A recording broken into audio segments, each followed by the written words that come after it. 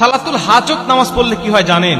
অনেকেই কিন্তু আমরা সালাতুল হাজত নামাজ কি এটা জানিই না, অথচ আপনার প্রয়োজন মেটানোর জন্য, আপনার কোন সাহায্যের জন্য, যে সাহায্যটা আল্লাহর কাছ থেকে আপনার দরকার, দুনিয়ার মানুষ এই সাহায্য আপনাকে করতে পারবে না, আপনি ওই প্রয়োজনটা, ওই সাহায্যটা পাওয়ার জন্য যদি আপনি 2 রাকাত নামাজ আদায় করেন সালাতুল হাজতের, এই নামাজ আদায় করে আল্লাহ পাকের কাছে যা চাবেন আল্লাহ পাক আপনাকে সেটাই দান করবে।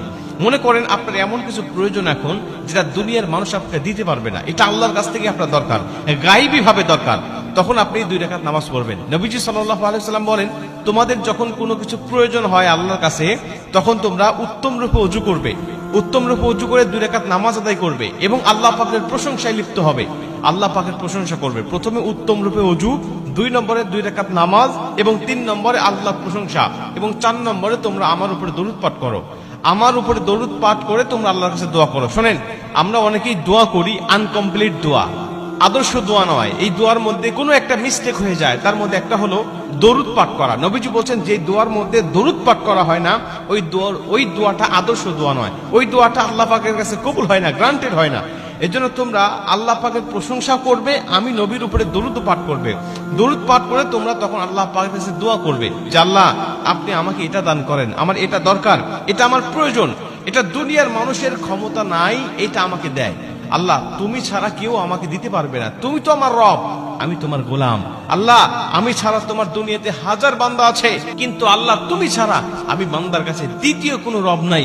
আল্লাহ আমি কার কাছে চাবো? তুমি না দিলে আমাকে কে দিবে বলো? আল্লাহ তুমি আমাকে দান করো, তুমি আমার এই প্রয়োজনটা মিটায় দাও, তুমি আমার এই হাজতটা পূর্ণ করে দাও। আল্লাহ আমার এটার দরকার, আল্লাহ আমার সেটার দরকার। আপনি জায়েজ কিছু যদি আল্লাহর কাছ থেকে চাইতে পারেন, আল্লাহ পাক তখন আপনাকে দান করবে। কিন্তু আমাদের অনেক কিছু প্রয়োজন হয়, কিন্তু আমরা আল্লাহর কাছে সালাতুল হাজত নামাজ পড়ি না, আপনি এমনিতেই দোয়া করি, অথবা আল্লাহর কাছে না চাই বান্দার কাছে চাই, বিভিন্ন মানুষের কাছে ধর্ণা দেই, আল্লাহ পাক তখন সেই প্রয়োজনটা আমাকে পূর্ণ করেন না। অথচ নবীজি সাল্লাল্লাহু আলাইহি ওয়াসাল্লাম তার সাহাবীদেরকে শিক্ষা দিতেন যে তোমাদের কিছু প্রয়োজন হলে আল্লাহর কাছে চাও। কেন?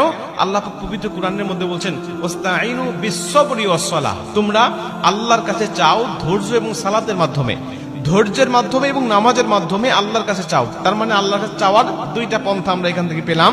একটা হলো ধৈর্য, তাড়াহুড়া করা যাবে না, খুব বেশি ব্যস্ততা দেখানো যাবে না, খুব অধৈর্য হয়ে পড়া যাবে না, আল্লাহর কাছে সাহায্য চেয়ে আল্লাহর উপরে তাওয়াক্কুল রাখতে হবে যে আল্লাহ অবশ্যই আমাকে দান করবে। এটা হলো 1 নম্বর ধৈর্যের মাধ্যমে।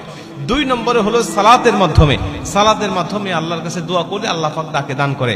আপনি নামাজের সেজদায়ও আল্লাহর কাছে দোয়া করতে পারেন। নামাজের সেজদায় যে নির্ধারিত দোয়াটা রয়েছে, এই দোয়াটা পাঠ করবেন সুবহান রাব্বিয়াল আ'লা। এটা পাঠ করার পরে আপনি 3 বার পড়েন আর 5 বার পড়েন আর 7 বার পড়েন, এটা